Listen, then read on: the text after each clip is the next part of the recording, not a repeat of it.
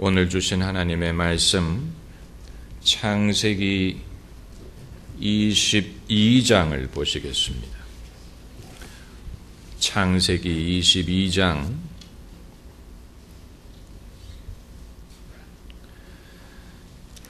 창세기 22장 1절부터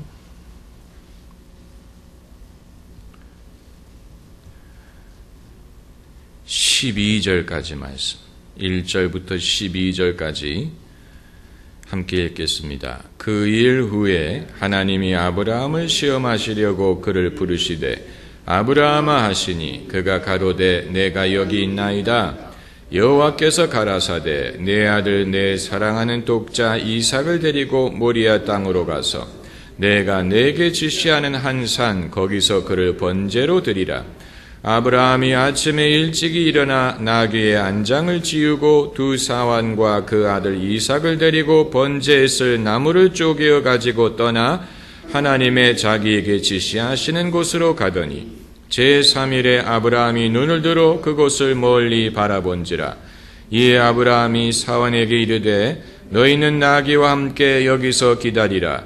내가 아이와 함께 저기 가서 경배하고 너희에게로 돌아오리라 하고 아브라함이 이에 번제나무를 취하여 그 아들 이삭에게 지우고 자기는 불과 칼을 손에 들고 두 사람이 동행하더니 이삭이 그 아비 아브라함에게 말하여 가로되 내 아버지여 하니 그가 가로되 내 아들아 내가 여기 있노라.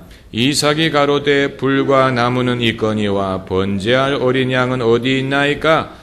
아브라함이 가로되 아들아 번제할 어린 양은 하나님이 자기를 위하여 친히 준비하시리라 하고 두 사람이 함께 나아가서 하나님이 그에게 지시하신 곳에 이른지라. 이에 아브라함이 그곳에 단을 쌓고 나무를 버려놓고 그 아들 이삭을 결박하여 단 나무 위에 놓고 손을 내밀어 칼을 잡고 그 아들을 잡으려 하더니 여호와의 사자가 하늘에서부터 그를 불러 가라사대 아브라함아 아브라함아 하시는지라. 아브라함이 가로되 내가 여기 있나이다 하매 사자가 가라사대 아무 일도 그에게 하지 말라. 내가 내 아들 내 독자라도 내게 아끼지 아니하였으니 내가 이제야 내가 하나님을 경외하는 줄을 아노라. 아멘. 성경적인 윤리 시리즈를 계속합니다. 오늘 본문의 이 사건은 윤리적인 관점에서는 결코 납득할 수 없는 사건입니다. 아브라함이 하나님께서 아브라함에게 그 아들 이삭을 번제로 바치라고 명을 하시고 아브라함이 그것을 순종하려고 했다는 사실, 이것은 상식적인 차원에서나 합리적인 차원에서나 윤리적인 차원에서 봤을 때 결코 납득할 수도 없고 받아들일 수 없는 일입니다. 만일 오늘날 이와 같은 사건이 벌어졌다고 한다면 그 아버지는 당장 구속되거나 정신병원에 수감이 될 것입니다. 그리고 일단 부부 사이에 난리가 날 것입니다. 그리고 언론은 평소 기독교인들의 실수와 광신에 대해서 보도하기를 좋아하는데 신이 나서 광신자 기독교 아버지가 아들을 제물로 바치려 하다 대서특필할 것입니다. 그리고 정부가 나서서 아브라함 같은 사람이 자기 아들을 가까이 하지 못하도록 100m 이내에 접근하지 못하도록 조치를 취할 것입니다. 오늘날 이와 같은 사건이 일어났다면 사람들이 그렇게 반응할 것입니다. 그러나 이와 같은 사건이 성경에 기록이 되어 있고 또 믿음의 조상 아브라함에게 일어났기 때문에 우리는 비판적인 눈으로 아브라함을 보지 않고 오히려 여기에 참된 순종의 본보기가 있다, 이렇게 해석을 하는 것이죠. 이것을 신앙과 순종의 좋은 본보기로 또 장차 오실 하나님의 아들 예수 그리스도를 예표하는 것으로 우리가 좋게 해석을 하는 것이지요. 그러나 실제로 이런 일이 우리 주변에서 일어났다면 어느 누구도 그런 식으로 해석하려고 하지 않을 것입니다. 이 오늘 본문의 사건을 소재로 실존주의 철학을 개발한 사람이 바로 키에케골입니다. 키에케골은 원래 루터교 목사요 신학자였지만 그의 가르침은 신학의 담을 넘어 철학의 영역에까지 뻗어나갔습니다. 오늘 그의 이론을 다 말할 수는 없습니다. 그의 저서 중에 Fear and Trembling, 두려움과 떨림, 그 책이 이 사건을 소재로 해서 이제 소위 윤리의 유예, Suspension of the Ethical, 윤리의 유예라는 그런 이제 개념을 그가 정리해 나가는데 그가 지적하는 것은 이것입니다. 신앙에는 윤리의 차원을 초월하는 면이 있다는 것. 그게 바로 윤리의 유예라는 말입니다. 신앙에는 윤리적으로 이해할 수 없고 윤리적인 차원을 뛰어넘는 면이 있다는 것. 키케골에 의하면 인간의 삶에는 세 가지 단계가 있다고 했습니다. 첫 번째 단계는 미학적인 차원이라 그랬어요. 미학적인 단계. 이건 이제 사람이 자기 하고 싶은 대로 산다는 것을 좋게 표현한 것입니다. 자기 흡족한 대로, 자기 원하는 대로 사는 그런 삶을 미학적인 단계라고 했고, 그 다음이 윤리적인 단계가 있다 그랬어요. 이건 자기 하고 싶은 대로 살던 사람이 뭔가 바른 삶, 또 옳은 길을 원하고 그것을 찾는 그런 단계라고 말했습니다. 그리고 세 번째가 종교적인 단계라고 말했습니다. 그 대표적인 예로 아브라함을 듭니다. 아브라함의 이 행위는 당연히 미학적으로 이해할 수 없고 윤리적으로도 이해할 수 없는 신앙적인 차원에서만 납득할 수 있는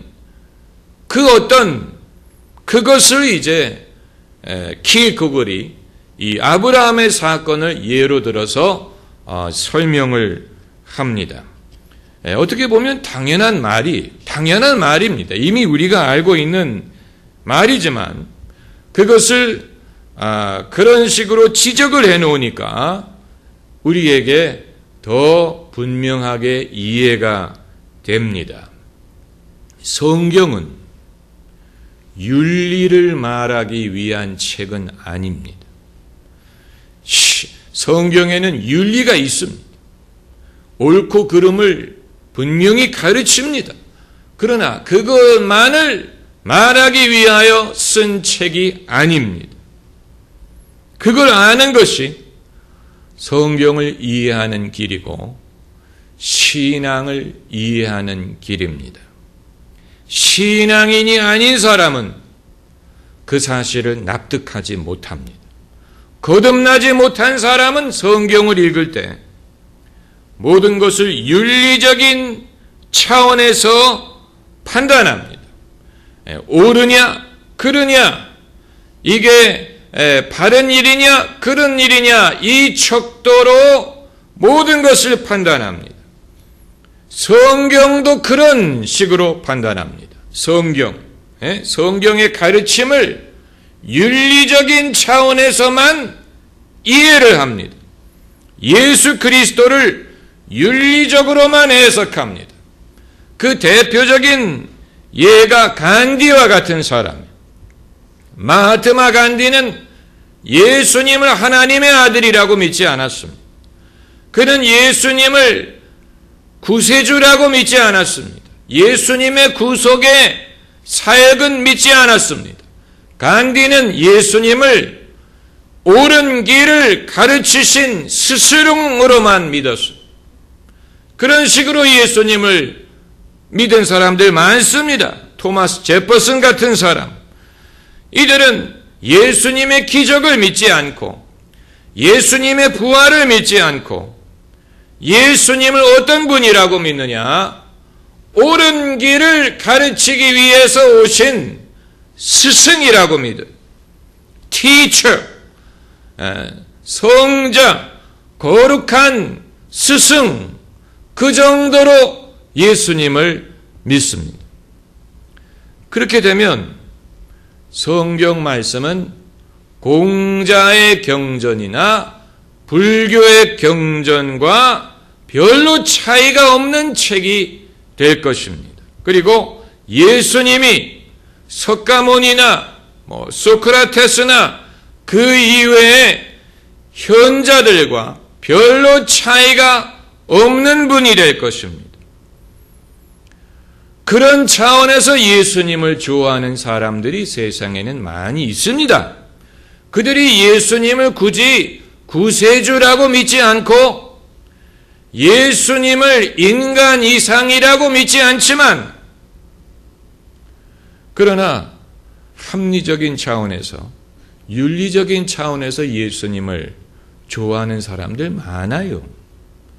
그러나 그건 기독교인이라고 볼 수 없습니다. 그건 예수님에 대한 바른 이해도 아니고 해석도 아니고 믿음도 아닙니다. 옛날에 그 Jesus Christ Superstar라는 뮤지컬에 I don't know how to love him 이라는 노래가 있었지요. 막달라 마리아가 부르는 노래로 I don't know how to love him. 많은 사람들에게 인기를 얻은 노래입니다. 그런데 그 가사를 보면 그건 예수님에 대한 신앙을 담은 가사가 아니고 막달라 마리아가 예수님을 순전히 인간적인 차원에서 생각하고 좋아하게 되는 그런 내용을 담고 있습니다. 그래서 그 가사 내용 중에 이런 말이 있습니다. He's a man. He's just a man. 그는 이게 남자라는 말도 되고 인간이라는 말도 되죠. 그는 남자다. 그는 사람이다. He's just a man. 그는 오직 남자일 뿐이다. 이 가사 한 절 때문에 그 노래를 우리가 교회에서 허락하지 않습니다. 그 노래가 아무리 사람들이 감명 깊게 들어도 그건 예수님에 대한 신앙을 담은 노래가 아니라고 판단하는 이유는 예수님을 인간이라고만 말했기 때문에 실제로 막달라 마리아가 예수님을 그런 식으로 생각했다면 그럼 어떻게 이후에 막달라 마리아가 예수님을 전하는 사람이 되고 예수님의 부활을 증거하는 사람이 되고 초대교회의 아주 중요한 성도가 되었겠습니까? 그러니까 그 뮤지컬을 쓴 사람은 이 이후의 기독교의 발전을 염두에 두지 않고 순전히 흥미의 차원에서 또 인간적인 차원에서 예수님을 묘사하고 그리고 이제 흥미로운 스토리를 만들려고 했던 것으로 보입니다. 그러니까 예수님을 오로지 인간으로만 보더라도 얼마든지 예수님에게 매력을 느낄 수 있다는 얘기. 예수님의 행적과 가르침만으로 어떤 예수님에 대한 믿음을 배제하더라도 예수님에 대한 어떤 믿음이나 거듭남이 없는 상황에서도 예수님을 인간으로 보고 예수님의 가르침과 삶만을 가지고도 얼마든지 예수님을 좋아할 수 있습니다. 그러나 만일 그게 다라면 그건 오히려 예수님에 대한 불신이 됩니다.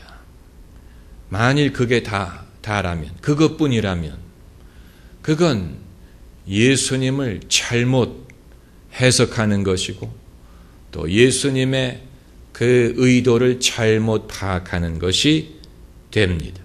예수님이 사람들이 당신을 좋아하라고 오신 게 아닙니다. 사람들에게 어떤 본보기를 보이기 위해서 오신 게 아닙니다.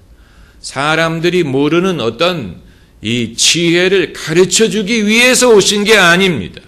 예수님은 인간을 교화시키기 위해서 오신 게 아니고, 사람들을 계몽시키기 위해서 오신 게 아니고, 사람을 변화시키기 위해서 오신 것도 아니고, 세상을 바꾸기 위해서 오신 것도 아니고, 세상을 더 잘 살 수 있는 곳으로 만들기 위해서 오신 것도 아니고, 사람을 더 착하게 만들기 위해서 오신 것도 아니고, 사람이 좀 더 인간적으로 사는 길을 보여주기 위해서 오신 것도 아니에요. 예수님이 그런 일을 하셨을 수는 있지만 예수님이 오신 목적은 그 어떤 것도 아닙니다. 예수님은 사람을 섬기기 위해서 오셨지만 사람을 서브하기 위해서 오신 건 아니에요. 그 말이 좀 어폐가 있지만 예수께서는 사람을 위한, 사람에 의한, 그게 아닌 전적으로 하나님을 위한, 하나님의 나라를 위한, 하나님의 나라를 세우고 하나님을 섬기는 차원에서 이 모든 것을 행하셨지, 사람들을 비위를 맞추기 위한 것이라든가, 사람들의 마음을 얻으려고 한다든가, 또 사람만을 돕기 위해서라든가, 사람에게 자선을 베풀기 위해서라든가, 그게 아니었어요. 중대한 차이점이 있습니다. 저는 이 대학에서 철학을 전공하고, 그리고 제가 특별히 이 관심을 가지고 공부했던 것이 이제 실존주의고, 그 중에서도 키에케고리였는데, 키에케고리 신앙에는 윤리의 차원을 초월하는 것이 있다는 말을 하고, 그것을 증명하기 위하여 아브라함의 예를 든 이유는, 아브라함의 예가 가장 이 기독교 신앙을 잘 보여주기 때문이라기보다는 신약 성경에서는 그가 충분한 증거를 댈 수 있을 것이라는 자신이 없었기 때문이라고 저는 생각합니다. 그건 어디까지나 저의 추측입니다마는, 그가 속한 이 당시 루터교의 전통과 그 신학 기조, 이런 것을 다 감안할 때 그들은 신약 성경의 예수님의 사역에서 예수님의 행적과 예수님의 가르침 속에 윤리적인 차원을 초월한 것을, 그 예를 거기서 찾아야 되는데, 왜냐하면 기독교 목사고 기독교인이기 때문에 정말로 신앙이 윤리의 차원을 초월하는 것이 있다는 것을 증명하려고 한다면 예수님의 행적과 가르침에서 그 예를 찾아야 되는데, 그 당시 그들은 그만큼 예수님을 신뢰하고 예수님에 대한 기록을 그들이 다 신뢰하지 못했어요. 그렇기 때문에 부득이 창세기까지 가서 찾은 거예요. 창세기 아브라함에서 그것을 찾은 거예요. 그렇다고 아브라함의 예가 잘못됐다는 얘기는 아닙니다만, 그러나 좀 더 신학적으로 이 정직하고 또 신학적으로 이 타당성이 있는 예를 찾으려면 구약 대신에 신약에서 그 증거를 찾았어야 합니다.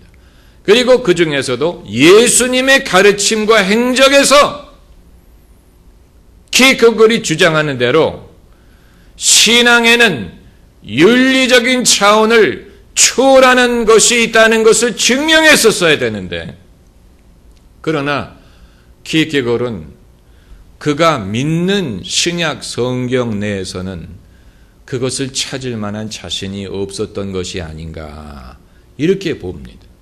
그렇기 때문에 이제 먼 창세기로 돌아가서 이제 아브라함이 이삭을 바친 것을 예로 든 것입니다마는, 물론 아브라함의 예가 극적이고 드라마틱하고 또 정말로 이 윤리적인 차원에서는 결코 납득할 수 없는 그런 면이 있는 게 사실이에요.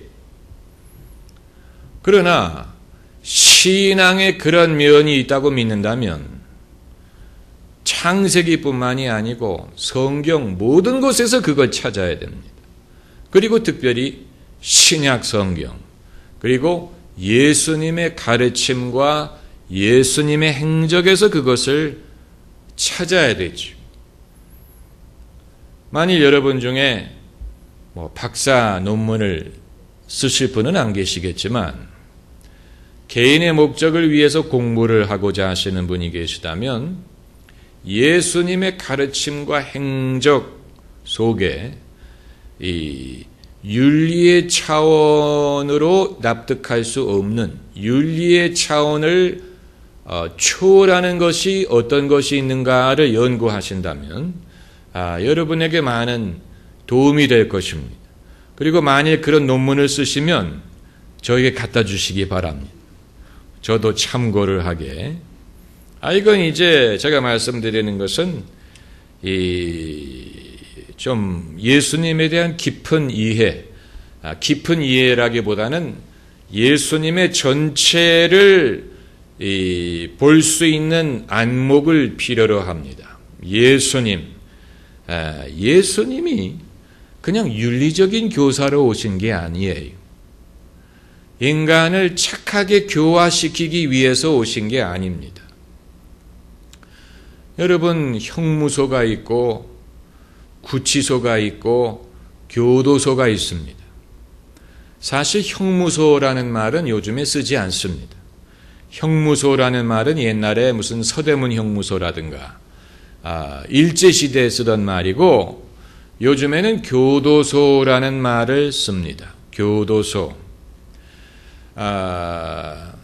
교도소라는 말은 사람을 바른 길을 가르치는 장소라는 뜻입니다. 영어로 교도소를 이제 penitentiary라는 말을 쓰는데, penitent란 말은 자기의 죄를 뉘우친다는 뜻이죠. 그래서 penitentiary란 말은 죄를 뉘우치는 곳이라는 뜻이고, 교도라는 말은 reform이란 단어에서 찾아볼 수 있습니다. reformatory라든가. 하지만 서양에서는, 미국에서는, 다른 나라는 제가 알 수가 없지만 노르웨이도 좀 다른 것 같아요. 근데 미국에서는 교도라는 개념을 포기했어요. 그들의 경험에 의하면 사람이 죄를 짓고 교도소에 가서 수감이 돼서 1년을 지내든 5년을 지내든 10년을 지내든 아무리 그들에게 교육을 하고 돈을 투자해도 교도가 이루어지지 않는다라는 결론을 내렸어요. 그게 틀렸는지 안 틀렸는지는 그건 모르는 일이지요. 적어도 미국 사회의 경험에서는 이 죄수가 교도가 되지 않더라, 다시 들어오고 오히려 여기서 더 나빠지더라, 이제 그게 그들의 경험입니다만, 대한민국에서는 아직도 교도소라는 말을 씁니다. 교도라는 그런 개념을 아직 믿고 있습니다. 그런데 예수님은 죄인들을 교도하기 위해서 오신 게 아니에요. 사람을 더 착하게 만들기 위해서 오신 게 아니에요. 그러기 위해서는 인간은 이미 너무 망가졌어요. 인간은 이미 너무 죄에 깊이 빠졌어요. 그래서 아무리 감화와 아무리 좋은 가르침을 가지고 온다고 하더라도 그것으로 인간을 바꿀 수 있는 것이 아니라는 사실을 예수님은 알고 계셨어요. 그래서 인간의 변화의 가능성에 대해서 예수님은 어떤 순전한 기대를 갖고 계시지 않았습니다. 이제 이것은 자유주의 신학자들은 예수님이 애초에는 안 그랬는데 도중에 이스라엘에 대해서 실망하고 당신의 노선을 바꿨다라고 주장을 합니다마는 만일 정말 그렇다면 예수님의 가르침의 방향에 중요한 변화가 일어났을 것입니다. 그러나 우리가 성경을 읽어보면 예수님이 그런 도중에 그런 어떤 방향을 바꿨다는 그런 증거를 찾아볼 수가 없어요. 예수님이 하신 말씀 중에 내가 온 것은 의인을 부르려 함이 아니요 죄인을 부르려 함이다. 이 말씀을 예수님이 당신의 공생의 어느 시점에 하셨는지 우리는 알 수 없어요. 그러나 굳이 후반에 하셨을 것 같지 않아요. 그리고 중요한 것은 내가 온 것이 의인을 부리려 함이 아니고 죄인을 불러서 그들을 변화시키기 위해서 오셨다라고 말한 게 아니에요. 내가 죄인들을 불러서 그들을 바꾸기 위해서 오셨다라고 말씀하신 게 아니고 예수님은 그들을 바꾸기 위해서 오신 게 아니고 어떻게 하기 위해서 오셨습니까? 구원하기 위해서 오셨어요. 거기에는 엄청난 차이가 있어요.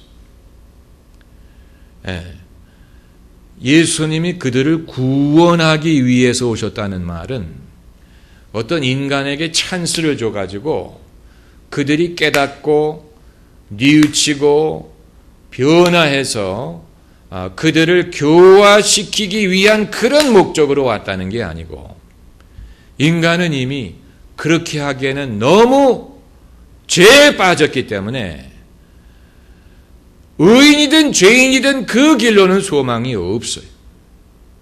그렇기 때문에 예수님은 죄인을 위해서 오셨지만 그들을 구원하기 위해서 오셨어요.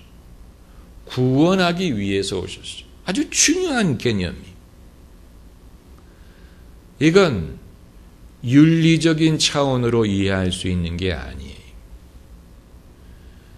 주님이 사람들에게 그러므로 요구하셨던 것은 믿음, 그리고 믿음으로 인한 거듭남, 그리고 회심이었어요. 회심. 이 회심은 회개만을 뜻하는 게 아니고 회개는 당연히 필요하지만 회개가 사람을 회심에 이르게 하는 게 아니고 회심은 영적인 차원에서 일어나는 변화예요. 이건 물이 변해서 포도주가 되는 것과 같은 변화. 이건 영적인 변화요. 성령으로 말미암는 것이요. 이것을 이루게 하는 것은 믿음이. 그리고 이것은 윤리적인 차원에서는 납득할 수가 없어요. 예수님이든 기독교를 윤리적으로만 판단하는 사람은 그걸 이해 못해요. 그게 이해가 안 돼. 왜 그렇습니까? 이건 윤리의 차원이 아니고 믿음이 있어야만 받아들일 수 있는 것이기 때문에 믿음. 그러니까 거듭나지 않은 사람은 이거 이해가 안 되는 거예요. 성령으로 거듭나지 않은 사람은 이게 이해가 되지가 않아요. 영적으로 분별하느니라고 했기 때문에 신령한 것으로 신령한 것을 분별한다 그랬습니다. 그리고 이제 또 하나 이 일반 윤리 도덕의 관점에서 납득할 수 없는 예수님의 가르침과 행적은 예수님이 하나님 나라 사상을 갖고 계셨던 것입니다. 하나님의 나라. 예수님의 가장 핵심적인 사상은 하나님 나라 사상. 예수님이 그것을 가르치시고 그것을 추구하시고 사람들에게도 그것을 추구할 것을 명하셨습니다. 그런데 이 하나님의 나라가 뭐냐?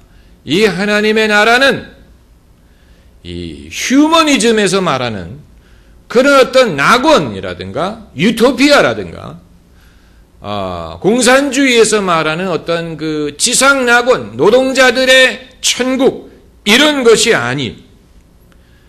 이건 어떤 인간을 변화시켜서 인간이 잘 살 수 있는 세상을 만드는 게 아니에요.